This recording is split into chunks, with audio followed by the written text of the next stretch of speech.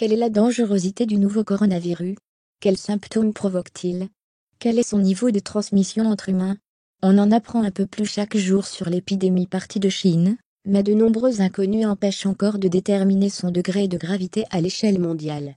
Il se monte samedi à 1,300 cas, dont 41 mortels, en Chine, d'où l'épidémie est partie. D'autres pays d'Asie sont touchés, et quelques cas ont été détectés en Australie, en France et aux États-Unis.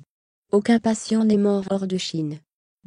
À l'heure actuelle, il est difficile de déterminer le taux de mortalité, puisqu'au stade initial de l'épidémie, on détecte seulement les cas sévères plutôt que les cas plus légers, voire asymptomatiques.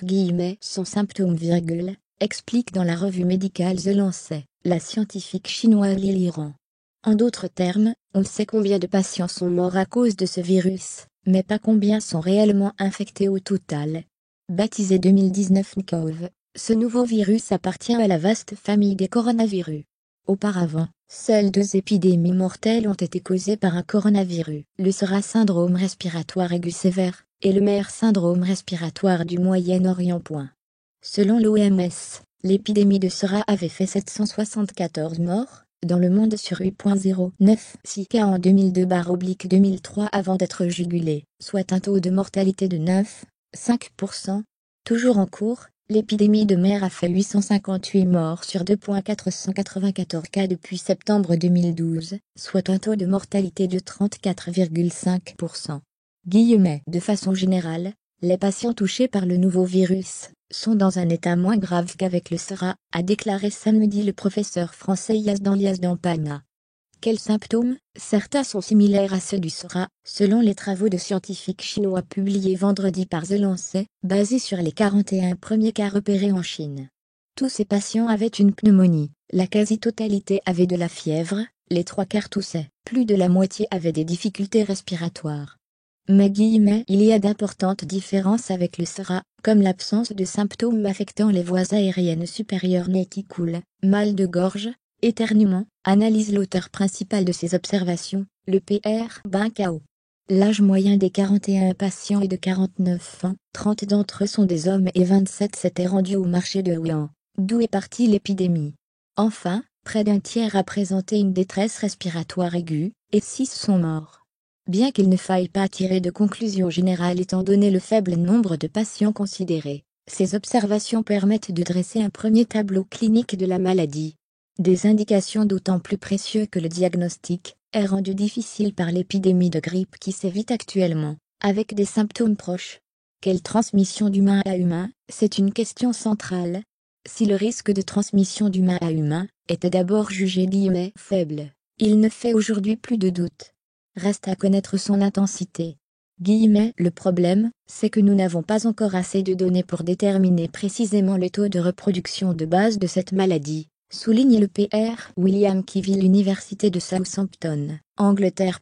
Utilisé en épidémiologie, cette unité désigne le nombre moyen de cas provoqués par un seul patient atteint d'une maladie transmissible. Si ce taux est élevé, et que le virus mute à l'avenir vers une forme plus dangereuse, cela deviendrait préoccupant, selon le PR Kivil.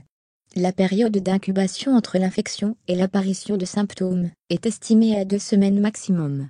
Quelle origine? Les chercheurs estiment que ce nouveau virus provient probablement des chauves-souris, comme celui du SRA, avec lequel il partage 80% de similitudes sur le plan génétique. Mais on ne sait toujours pas quel animal l'a transmis à l'homme. Mercredi, une équipe chinoise a émis l'hypothèse que cela pourrait être le serpent, mais cela a aussitôt été contesté par d'autres experts, qui penchent plutôt pour un mammifère. Identifier cet animal est important, car cela pourrait contribuer à juguler l'épidémie. Dans le cas du SRA, l'animal en cause s'était avéré être la civette, mammifère dont la viande est appréciée en Chine. C'est en interdisant la consommation des civettes et en fermant les fermes d'élevage qu'on avait pu prévenir toute réintroduction du virus, rappelle le PR Arnaud Fontanet, de l'Institut Pasteur à Paris. À l'inverse, l'une des raisons pour lesquelles l'épidémie de MERS se poursuit est le fait que le réservoir du virus est le dromadaire, un animal domestique. Comment se protéger? Autorités sanitaires et scientifiques mettent en avant l'importance des mesures barrières, efficaces pour d'autres maladies virales comme la grippe. Se laver les mains fréquemment, Tousser ou éternuer dans le creux de son coude, ou dans un mouchoir dont on se débarrasse ensuite. Éviter de se toucher le visage, nez, mains, bouche. En outre, si un cas est avéré, le patient doit être placé à l'isolement, pour éviter la contagion. Étant donné qu'un grand nombre de malades du SRA et du MER ont été infectés dans des lieux de soins, il faut prendre des précautions pour éviter que le virus se propage dans les établissements de santé, écrivent des scientifiques internationaux dans un commentaire publié par The Lancet.